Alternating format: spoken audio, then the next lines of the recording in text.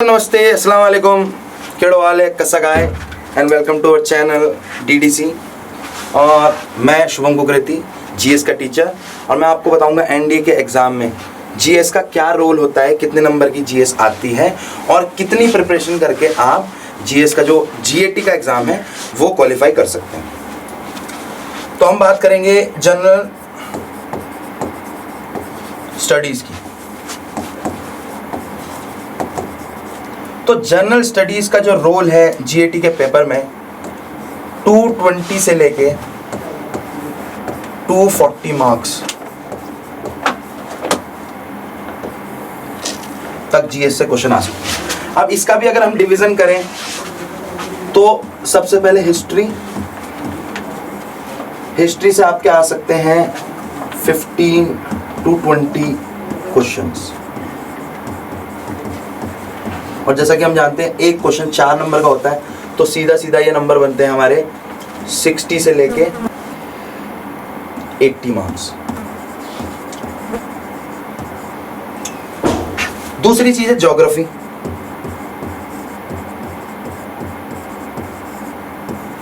Geography से भी 15 to 18 question आ सकते हैं, जो हमारे बनते हैं 60 to 72 मार्क्स। पिछले कुछ 2-3 ट्रेंड में ये देखा गया कि पॉलिटिकल साइंस से कम क्वेश्चन आ रहे हैं। पिछली बार एक ही क्वेश्चन आया था पॉलिटिकल साइंस से, लेकिन पैटर्न के अकॉर्डिंग हम ये मान सकते हैं कि 4 to 5 क्वेश्चंस पॉलिटिकल साइंस से भी आते हैं, तो ये हमारे बन जाते हैं लगभग 20 मार्क्स। और इसके अलावा जो बचा हुआ पार्ट है वो आता है करंट अफेयर।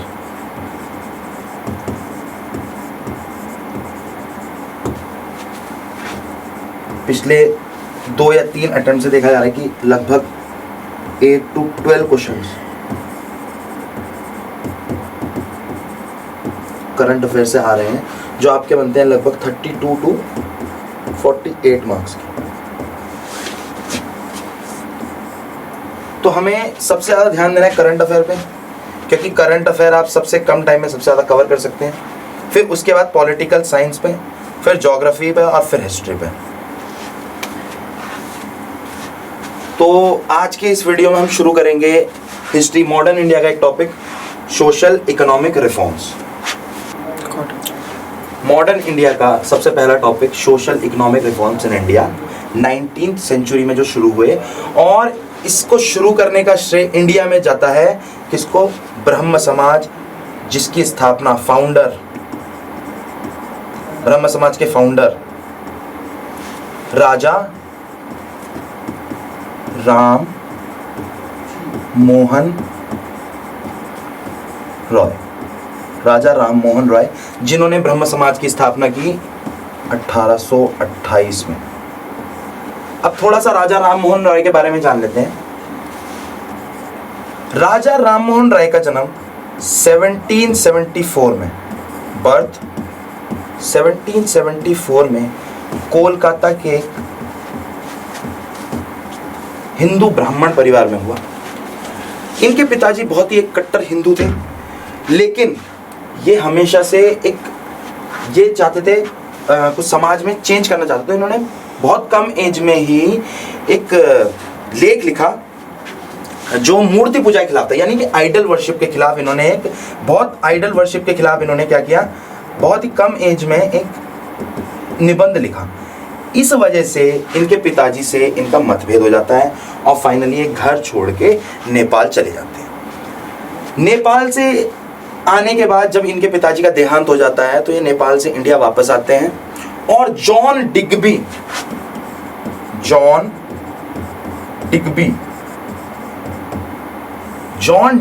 डिग्बी नाम के एक ब्रिटिश आदमी, जो कि इनका एक फ्रेंड भी था, उसकी हेल्प से ब्रिटिश ईस्ट इंडिया कंपनी में नौकरी करने लग जाते हैं। इसके बाद 1815 में ये आत्मीय सभा का गठन करते हैं। 1815 में राजा राम मोहन राय ही आत्मीय सभा का गठन करते हैं और अपने आप को सोशल रिफॉर्म्स के लिए, मतलब लोगों के सामाजिक भलाई के लिए अग्रसर करते हैं। अपनी लाइफ को, अपनी जॉब जो है वो क्विट कर देते हैं ब्रिटिश ईस्ट इंडिया कंपनी में और आत्मीय सभा का गठन करते हैं। अच्छा, ये बहुभाषी थे। बहुभाषी का मतलब ये बहुत सारी लैंग्वेज बोल सकते थे, ये बहुत सारी लैंग्वेजेस बोल सकते थे, जैसे कि पर्शियन, हिंदी, इंग्लिश, उर्दू।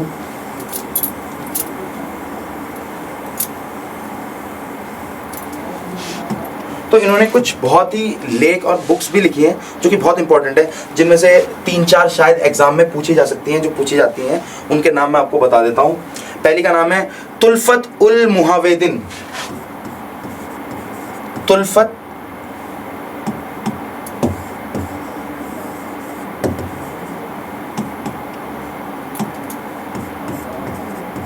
तुल्फत उल मुहाविदिन। तुल्फत उल मुहाविदिन फारसी भाषा में, फारसी भाषा यानी कि पर्शियन में इन्होंने एक मोनोथीसिस लिखा था। पर्शियन लैंग्वेज में लिखा गया था और क्या था? मोनोथीसिस। मोनोथीसिस का मतलब है एकेश्वरवाद। एकेश्वरवाद मतलब कि भगवान एक ही है, भगवान के बहुत रूप नहीं है, भगवान एक ही। दूसरी किताब है प्रिसेप्ट ऑफ जीसस।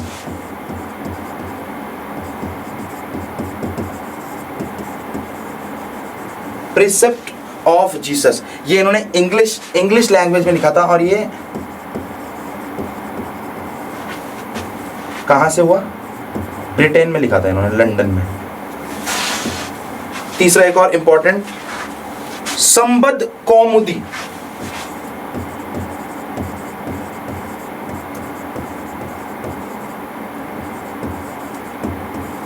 संबद्ध कौमुदी इन्होंने, ये एक बांग्ला का क्या है? ये व्याकरण है, बांग्ला ग्रामर की एक बुक है। नेक्स्ट, मीरत उल अखबार।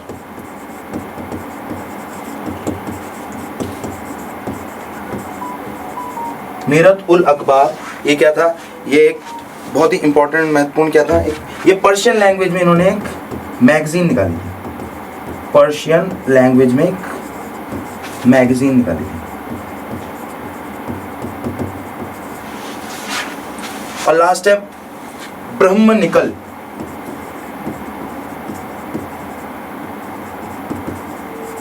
ब्रह्मनिकल, ये ब्रह्म समाज के जो भी कॉन्सेप्ट्स थे उनके प्रचार प्रसार के लिए उन्होंने ब्रह्मनिकल मैगजीन का भी संपादन किया था।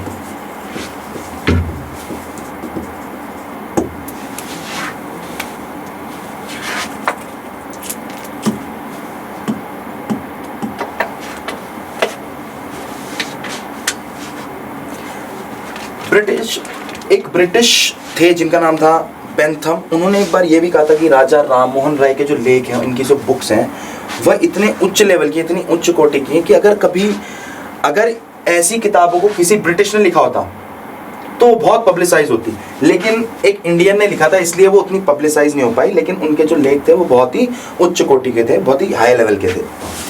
1828 में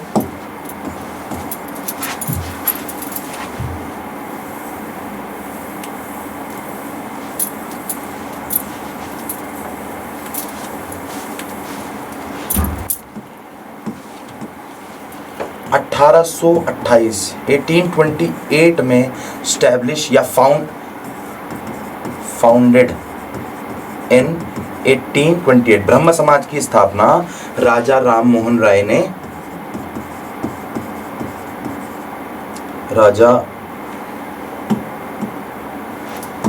राम मोहन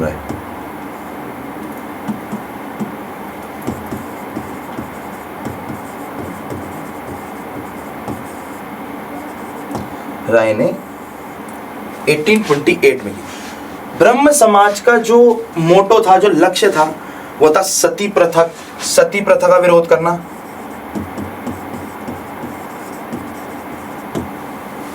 पर्दा प्रथा का विरोध करना, चाइल्ड मैरिज,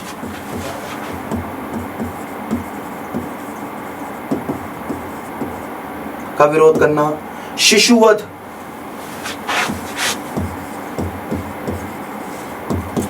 मतलब 18वीं और 19वीं शताब्दी में जो इंडिया में कुरीतियां विद्यमान थी उन सब का विरोध करना किसका काम था?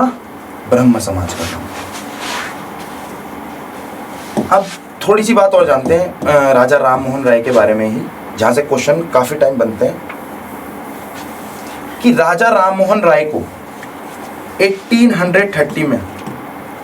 1830 में राजा राम मोहन राय को अकबर II, जो उस समय तात्कालिक मुगल बादशाह थे, उन्होंने अकबर II ने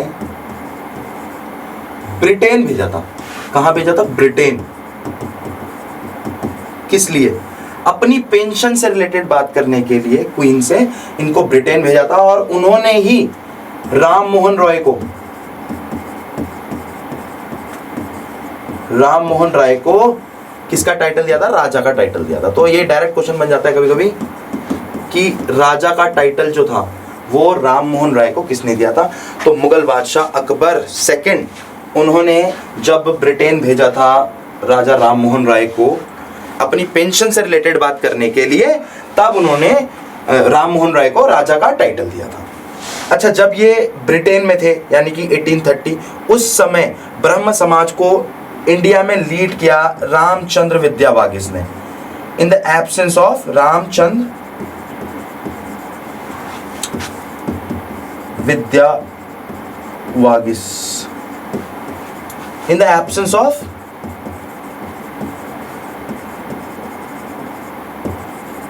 राम मोहन राय, राम मोहन राय के एब्सेंस में इसको लीड किया रामचंद्र विद्यावागिस ने। 1833 में ब्रिटेन में ब्रिस्टल के पास, ब्रिटेन में एक जगह पड़ती है ब्रिस्टल, इसके पास राजा राम मोहन राय का निधन हो जाता है, उनकी डेथ हो जाती है। और इनकी डेथ के बाद ब्रह्म समाज को जो लीड करते हैं देवेंद्र नाथ टैगोर लीड करते हैं। आफ्टर हिज डेथ किसने लीड किया ब्रह्म समाज को? किसने लीड किया? देवेंद्र नाथ टैगोर लीड करते हैं।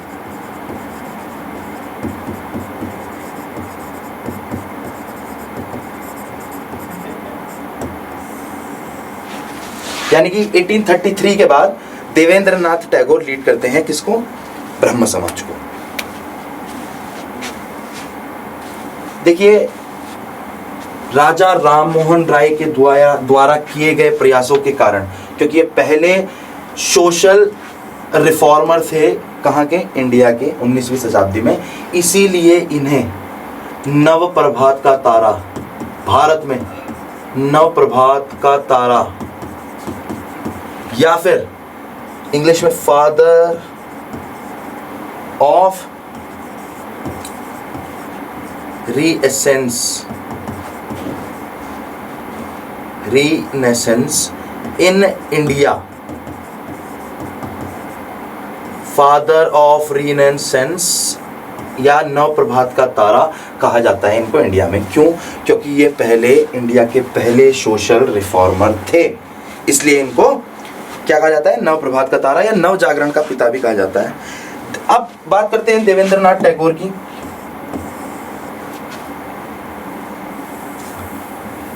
जो राजा राम मोहन राय की डेथ के बाद लीड कर रहे हैं ब्रह्म समाज को।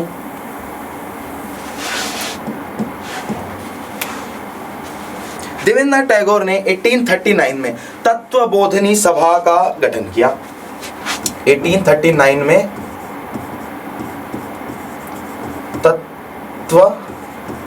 तत्वबोधिनी सभा किसने किया? फाउंडर कौन है? देवेंद्र नाथ टैगोर। देवेंद्र नाथ टैगोर। देवेंद्र नाथ टैगोर ने 1839 में तत्वबोधिनी सभा का गठन किया। ये क्वेश्चन भी कभी कभी डायरेक्ट आते हैं कि तत्वबोधिनी सभा,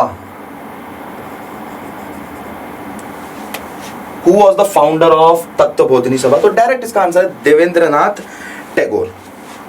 इन्होंने तत्वबोधिनी सभा अपने विचारों के प्रचार प्रसार के लिए, तत्वबोधिनी सभा के प्रचार प्रसार के लिए तत्वबोधिनी मैगजीन, तत्वबोधिनी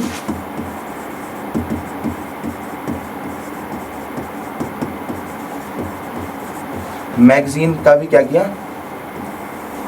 प्रकाशन किया। 1845 के बाद केशव चंद्र सेन, 1845 में ब्रह्म समाज से जुड़े कौन? केशव चंद्र सेन।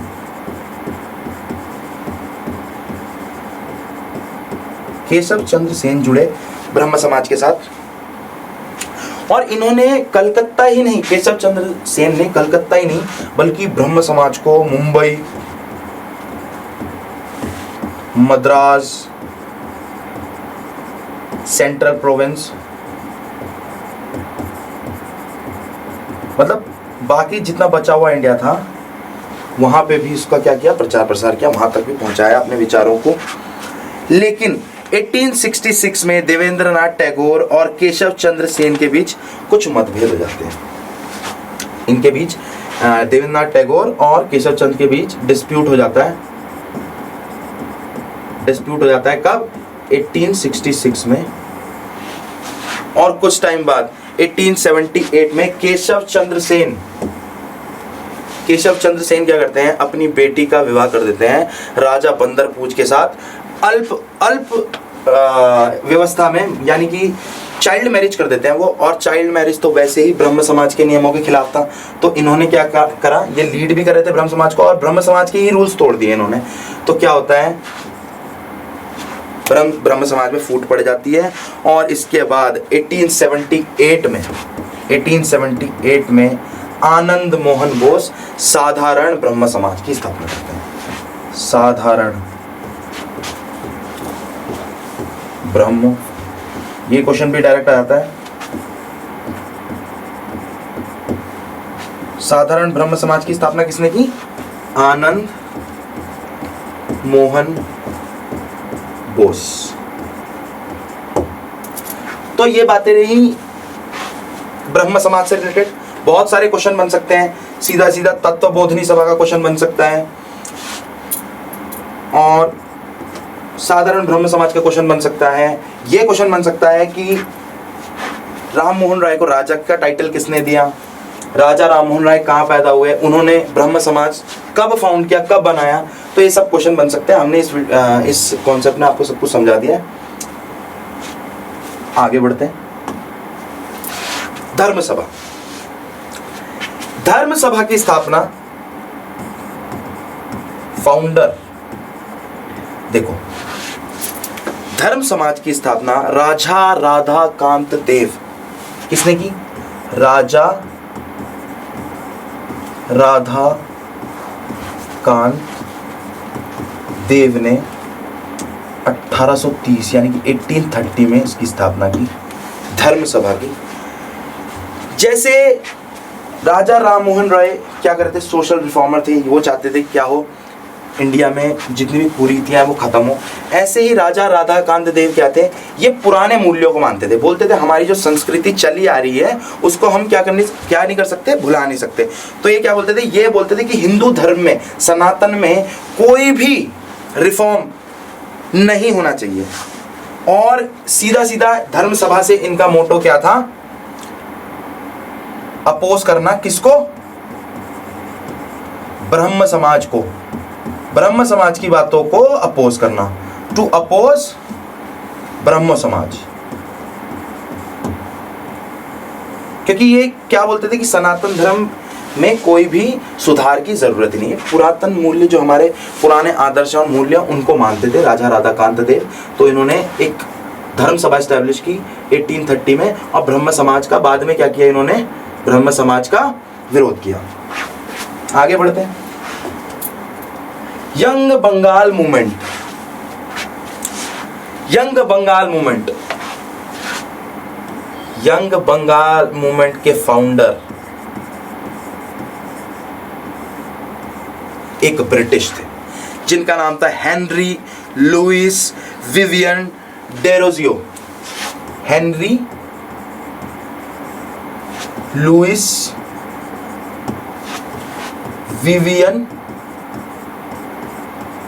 डेरोजियो। इन्होंने यंग बंगाल मूवमेंट की शुरुआत की 1826 में, 1826 में। देखिए, हेनरी लुइस विवियन डेरोजियो, ये क्वेश्चन आया, ये शायद इससे 2 अटेम्प्ट पहले ही डायरेक्ट क्वेश्चन आया था कि यंग बंगाल मूवमेंट किसने चलाया था, who is the founder of young Bengal movement. Henry, तो उसमें पूरा नाम नहीं दिया हुआ था, उसमें सिर्फ ये दिया हुआ था, नाम दिया था उसमें विवियन डेरोजियो, बस इतना दिया हुआ था, हेनरी लुइस नहीं दिया हुआ था, विवियन डेरोजियो दिया हुआ था। तो बात एक ही है। इनका जन्म, हेनरी लुइस विवियन डेरोजियो का जन्म 1809 में हुआ। ये बहुत ही इंटेलिजेंट, बहुत ही इंटेलेक्ट आदमी थे। 1826 में, यानी कि मात्र 17 साल की उम्र में ये क्या रहे, कलकत्ता के हिंदू कॉलेज में प्रोफेसर रहे। प्रोफेसर कब, 1826 से लेके 1831 तक ये प्रोफेसर रहे। कहां, हिंदू कॉलेज कोलकाता में। और मात्र 22 साल और 8 महीने की उम्र में इनकी डेथ हो जाती है 1831 में। इनमें बस एक ही कमी थी कि चाहते तो थे इंडियन लोगों के लिए क्या हो, इंडियन लोग जो है वो वेस्टर्न कल्चर को अपनाएं, इंग्लिश जो एजुकेशन है उसको एक्सेप्ट करें, लेकिन इनको इंडिया में सिर्फ बुराई ही बुराई नजर आती थी। हेनरी लुइस विलियम डेरोजियो को सिर्फ इंडिया में बुराई नजर आती थी। इस वजह से इनकी बातों का कई बार क्या होता था, खंडन भी करते थे लोग कि नहीं, ये सही नहीं है इंडिया के लिए। इन्होंने 3 चीज़ों की और स्थापना करी, वो भी आपको जानना जरूरी है, बहुत एग्जाम में पूछा जा सकता है, कई बार पूछा गया है। तो इन्होंने डिबेटिंग क्लब की स्थापना करी। डिबेटिंग क्लब, ये सब इन्होंने कोलकाता में की इनकी स्थापना। यंग हिंद सभा, यंग हिंद सभा की स्थापना की। और एंग्लो इंडियन हिंदू एसोसिएशन भी फॉर्म की इन्होंने। एंग्लो इंडियन हिंदू एसोसिएशन, इसमें ब्रिटिश और इंडियन दोनों लोग हुआ करते थे, मतलब इंटेलेक्ट पीपल हुआ करते थे। ये हेनरी लुइस विवियन डेरोजियो को इंडिया का पहला नेशनलिस्ट पोएट भी कहा जाता है, राष्ट्रवादी कवि भी कह सकते हैं इनको, इंडिया का पहला फर्स्ट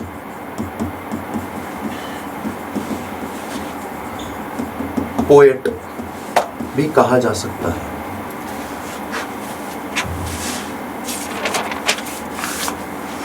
ठीक है, ये भी जान लिया। आप आगे बढ़ते हैं।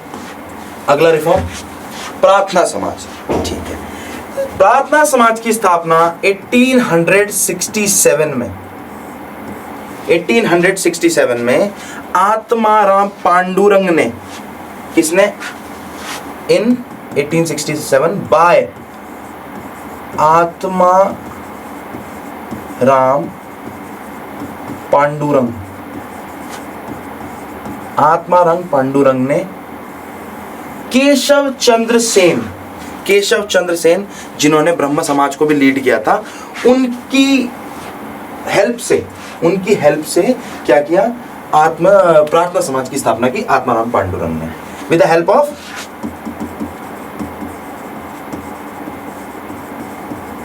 Help of Keshab Chandra Sen.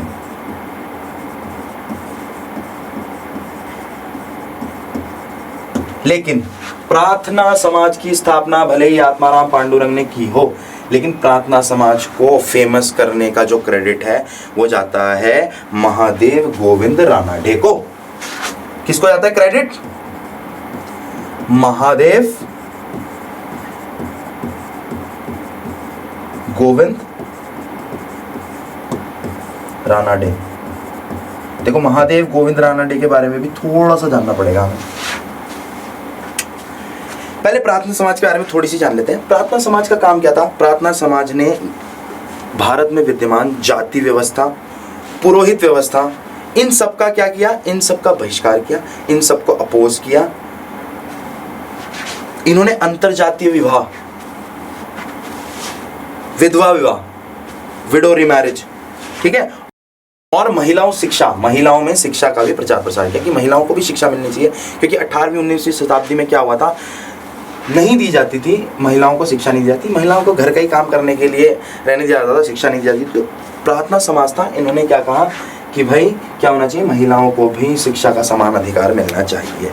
अब मैं बात कर रहा था कि महादेव गोविंद रानाडे को क्या जाता है, क्रेडिट जाता है प्रार्थना समाज को फेमस करने का। महादेव गोविंद रानाडे थे कौन? देखो, महादेव गोविंद रानाडे जो है, इन्हें भारत का सुकरात भी कहा जाता है। क्या कहा जाता है? सुकरात ऑफ इंडिया, भारत का सुकरात भी कहा जाता है इनको। सुकरात कौन थे? सुकरात थे ग्रीक फिलोसोफर।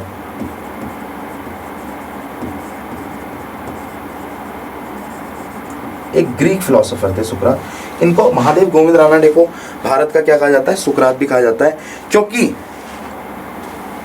पश्चिम में यानी कि वेस्टर्न इंडिया में, यानी कि जो आज की डेट में महाराष्ट्र गुजरात वाला इलाका है, वहां पर पुनर्जागरण यानी कि सोशल रिफॉर्म्स जो हैं, उनके रूप में महादेव गोविंद रानाडे का नाम सबसे आगे मिलता है, ठीक है। तो इसलिए इनको क्या कहा जाता है? सुकरात ऑफ इंडिया भी कहा जाता है। पश्चिम मतलब वेस्टर्न इंडिया में इनके बहुत सारे सहयोगी भी थे, इनके हेल्पर्स भी थे, जिनमें से D.K. कर्वे, विष्णु शास्त्री और एक दोदोवा पांडुरंग, जिन्होंने परमहंस मंडली की क्या की थी? स्थापना की थी।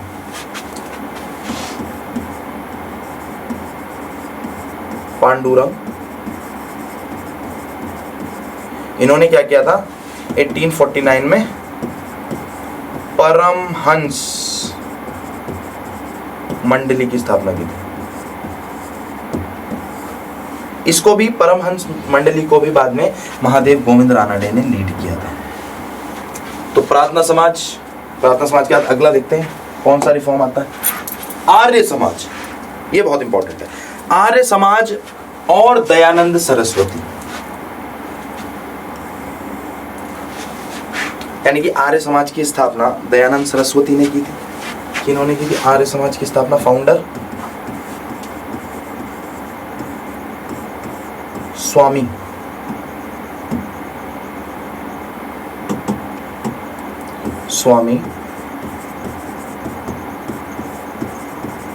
दयानंद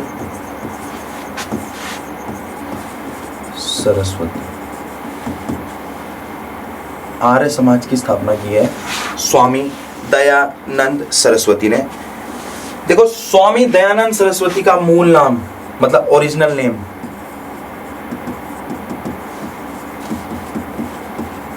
मूल शंकर था। मूल शंकर इनका रियल नेम, मतलब बचपन का नाम मूल शंकर था।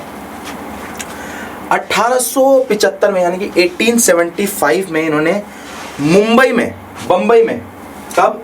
1875 में कहाँ की थी? मुंबई में आर्य समाज की स्थापना की। लेकिन इसके 2 साल बाद 1877 में इन्होंने इसका मुख्यालय, इसका हेडक्वार्टर, आर्य समाज का हेडक्वार्टर इन 1877 में कहाँ शिफ्ट किया? Shift to Lahore. इन्होंने इसका हेडक्वार्टर लाहौर शिफ्ट कर दिया। देखो, दयानंद सरस्वती का बर्थ हुआ था गुजरात के काठियावाड़ डिस्ट्रिक्ट में। काठियावाड़,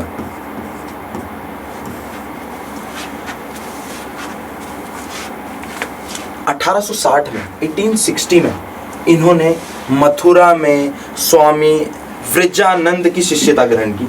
यानी कि इनके गुरुजी, पहले गुरुजी कौन थे? 1860 में फ्रॉम मथुरा कौन थे? इनके गुरुजी स्वामी वृजानंद। 1860 में इन्होंने इनकी शिष्यता ग्रहण की। स्वामी दयानंद सरस्वती ने 2 नारे दिए, वेदों की ओर लौट चलो, और कहा वेद ही सत्य है। मतलब वेदों की ओर, ये नारे दिए थे इन्होंने, और लौट चलो। अच्छा, इससे क्या पता चल रहा है कि ये भी पुराने मूल्यों को मानते थे। वेद ही सत्य है, इन्होंने कहा वेद ही सत्य है, सत्य है, वेदों से बाहर कुछ नहीं है। हमें इंडियंस को यानी सनातनियों को क्या करना है? सिर्फ वेद ही फॉलो करने हैं। इन्होंने 1863 में, स्वामी दयानंद सरस्वती ने 1863 में 1863 में पाखंड खंडनीय मूवमेंट चलाया। पाखंड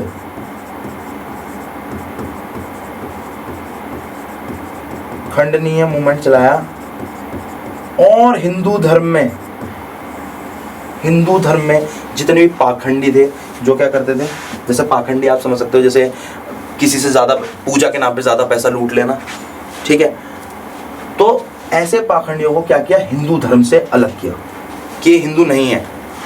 और शुद्धाद्वैतवाद आंदोलन भी चलाया।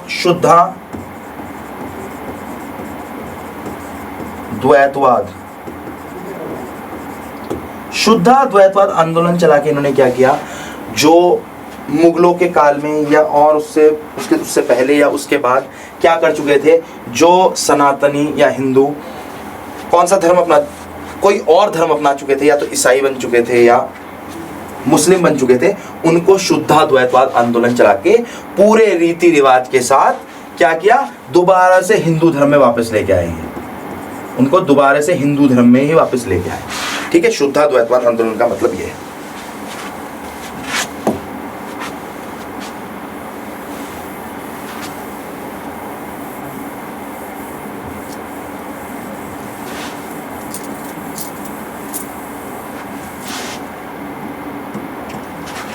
ठीक है। स्वामी दयानंद सरस्वती ने एक किताब लिखी जिसका नाम था सत्यार्थ प्रकाश, और इस किताब में क्या नाम है बुक का? सत्यार्थ प्रकाश। सत्यार्थ प्रकाश।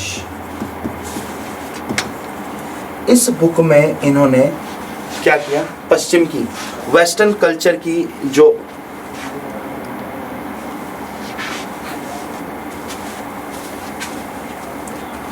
वेस्टर्न कल्चर जो है उसकी क्या उड़ाया? मजाक उड़ाया इन्होंने कि भाई वेस्टर्न वाले क्या करते हैं, इंडियंस का मजाक उड़ाते हैं। इन्होंने बोला नहीं, हमारी जो संस्कृति है वो तुमसे रिच है, और इन्होंने वेस्टर्न कल्चर का मजाक उड़ाया इसमें, इस बुक में।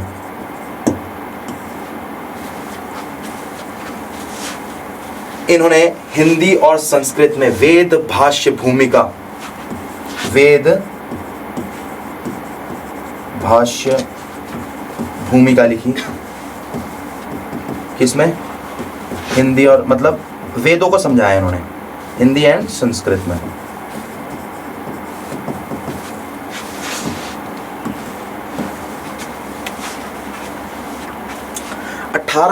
में 1883 में अजमेर में इनकी डेथ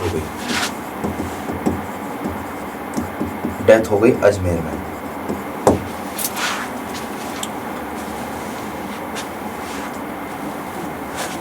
इनकी मृत्यु के बाद जो है आर्य समाज 2 भागों में विभाजित हो जाता है।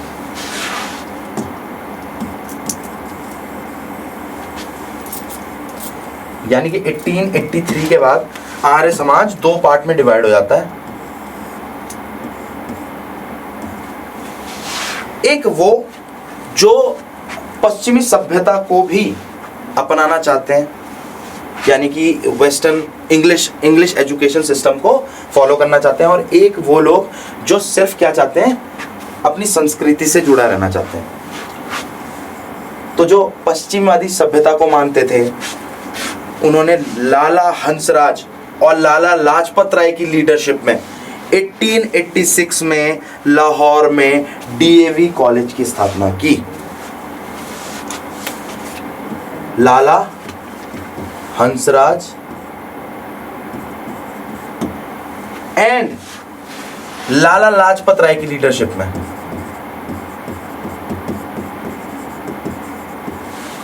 लाला हंसराज एंड लाला लाजपत राय की लीडरशिप में अंडर द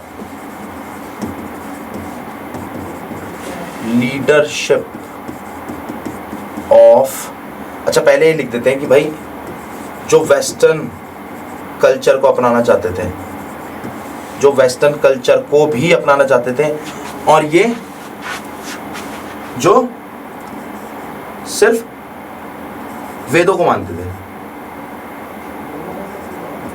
जो वेदों को फॉलो करते थे, जो कोई चेंज नहीं चाहते थे किस चीज में, इंडियन एजुकेशन सिस्टम में कोई चेंज नहीं चाहते थे। तो under the leadership of Lala Hansraj and Lala Lajpat Rai क्या किया, 1886 में लाहौर में डीएवी कॉलेज की स्थापना की। DAV college established DAV college in Lahore. और जो संस्कृति को मानते थे या जो वैदिक शिक्षा को मानते थे, वैदिक एजुकेशन लिख लो इसको, वैदिक एजुकेशन को मानते थे, उन्होंने अंडर द लीडरशिप ऑफ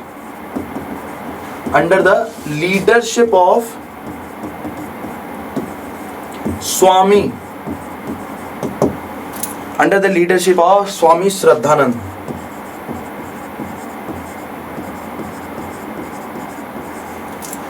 में 1902 में हरिद्वार में गुरुकुल कांगड़ी, गुरुकुल सबने नाम सुना होगा, गुरुकुल कांगड़ी यूनिवर्सिटी स्टैब्लिश की इन हरिद्वार। आज भी है ये यूनिवर्सिटी,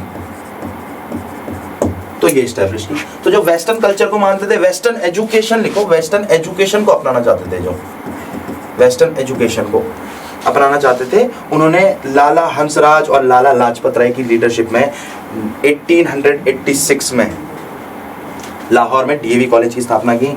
और जो वैदिक एजुकेशन को फॉलो करते थे, वेदों को मानते थे, उन्होंने स्वामी श्रद्धानंद की लीडरशिप में 1902 में गुरुकुल कांगड़ी विश्वविद्यालय की स्थापना की।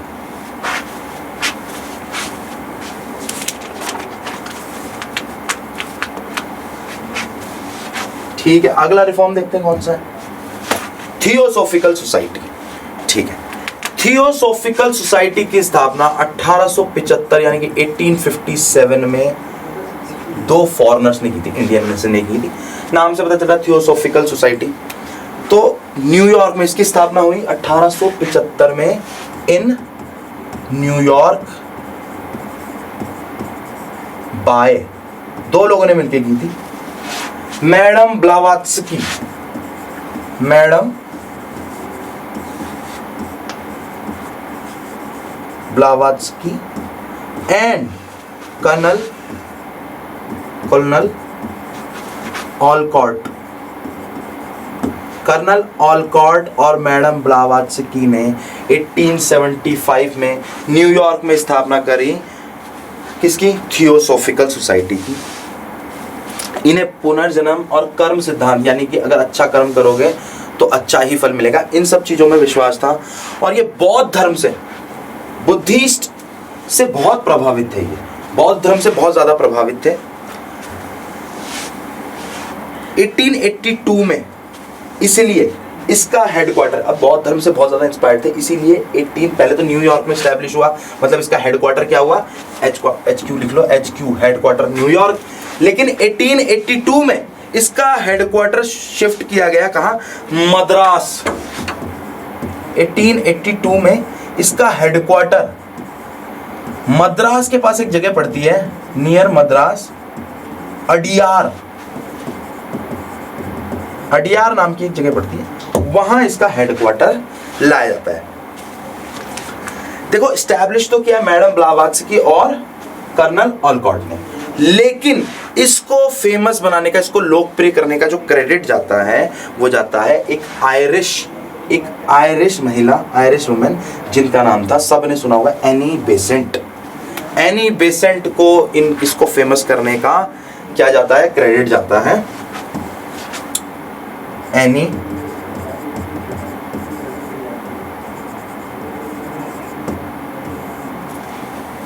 बेसेंट को। ठीक है, एनी बेसेंट को क्रेडिट जाता है थियोसोफिकल सोसाइटी को लोकप्रिय करने का। एनी बेसेंट के बारे में जानते हैं थोड़ा। एनी बेसेंट जो थी ये कहाँ की थी, आयरिश यानी कि आयरलैंड की रहने वाली थी, आयरलैंड की रहने वाली थी। 1893 में शिकागो में एक धर्म सम्मेलन हुआ था। 1893 में क्या हुआ था, धर्म सम्मेलन, यानी कि कहाँ, शिकागो, शिकागो, चलो इंग्लिश में लिख देते हैं, वर्ल्ड रिलीजियस कॉन्फ्रेंस। कहाँ हुई थी, शिकागो में। तो वर्ल्ड रिलीजियस कॉन्फ्रेंस, जहां पे आपको याद आएगा, यहाँ पे किसने पार्ट लिया था इंडिया की तरफ से, इंडिया की तरफ से किसने पार्ट लिया था, स्वामी विवेकानंद। हाँ, स्वामी विवेकानंद ने, वो आगे पढ़ेंगे हम, स्वामी विवेकानंद एंड रामकृष्ण मिशन आगे पढ़ा जाएगा। तो वहां पे उस वर्ल्ड रिलीजियस कॉन्फ्रेंस में एनी बेसेंट भी मौजूद थी, और एनी बेसेंट जब मौजूद थी तो उनके, जब स्वामी विवेकानंद ने भी वहाँ पे हिंदू धर्म के बारे में बताया, तो ये इतनी प्रभावित हुई इंडिया से, इंडियन कल्चर से, भारत की संस्कृति से इतनी ज़्यादा ये इन्फ्लुएंस हुई, इतनी ज़्यादा प्रभावित हुई कि इन्होंने इंडिया में आने का फैसला किया। ये इंडिया आती है और थियोसोफिकल सोसाइटी की मुख्य, ठीक है, क्या बनती है, प्रचारिका। ठीक है, उसको फेमस करने का काम क्या करती है, थियोसोफिकल सोसाइटी का हर जगह प्रचार प्रसार करती है। 1898 में कर्नल ऑलकॉट, 1898 में इनकी हो जाती है डेथ। 1898 में कर्नल ऑलकॉट की डेथ हो जाती है। इसके बाद थियोसोफिकल सोसाइटी की अध्यक्ष यानी कि प्रेसिडेंट बनती हैं एनी बेसेंट। प्रेसिडेंट बनती है थियोसोफिकल सोसाइटी की, कब, 1898 में कर्नल ऑलकॉट की डेथ के बाद थियोसोफिकल सोसाइटी के अध्यक्ष बनी। 1898 में ही हम एनी बेसेंट के बारे में थोड़ा पढ़ रहे हैं। 1898 में ही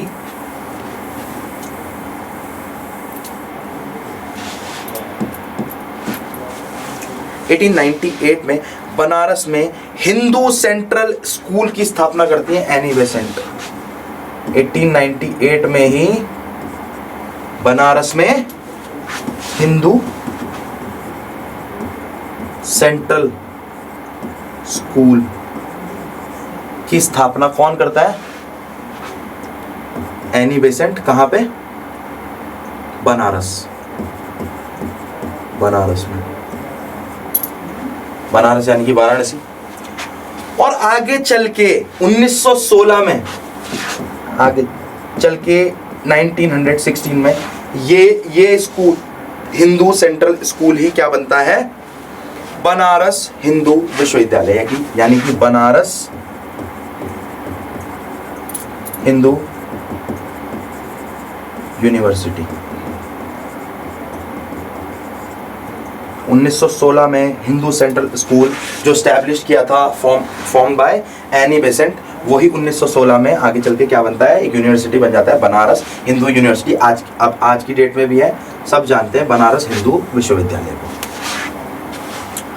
ठीक है, अच्छा, इसके जो पहले प्रमुख हुए यानी कि vice chancellor, Banaras Hindu university के जो पहले वाइस चांसलर हुए, उनका नाम था Madan Mohan Malviya, VC, first VC of BHU, Madan Mohan Malviya, इसके क्या हुए, प्रथम वाइस चांसलर, प्रमुख हुए। एनी बेसेंट के बारे में थोड़ी सी बातें और जाननी पड़ेंगी, जहाँ से हमारा क्वेश्चन आ सकता है, हमें वो बातें जाननी पड़ेंगी एनी बेसेंट के बारे में। देखो, एनी बेसेंट ने एक किताब लिखी थी जिसका नाम था वेक अप इंडिया। एक बुक लिखी थी इन्होंने, नाम था वेक अप इंडिया।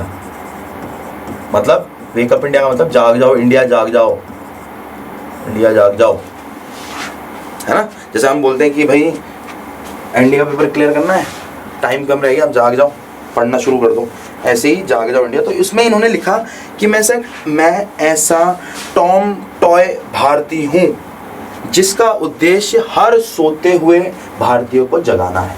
ठीक है, मैं एक ऐसा भारतीय हूँ जिसका मोटो, जिसका उद्देश्य क्या है, हर सोए हुए भारतीय को जगाना। ठीक है, जगाना मतलब सोने से जगाना नहीं, जगाना मतलब जागरूक बनाना। ठीक है, 1916 में इन्होंने क्या किया, होम रूल मूवमेंट भी चलाया। होम रूल मूवमेंट लाला लाजपत राय और बाल गंगाधर तिलक और एनी बेसेंट दोनों ने चलाया था। तो होम रूल आंदोलन शुरू किसने किया था? एनी बेसेंट ने शुरू किया था 1916 में। 1917 में 1917 में ये कांग्रेस के कलकत्ता अधिवेशन की, कलकत्ता कॉन्फ्रेंस की प्रेसिडेंट भी बनी। 1916 में क्या किया, होम रूल मूवमेंट चलाया इन्होंने, होम रूल मूवमेंट। और 1917 में एनुअल कॉन्फ्रेंस कहां हुई? आईएनसी की, आईएनसी कोलकाता कॉन्फ्रेंस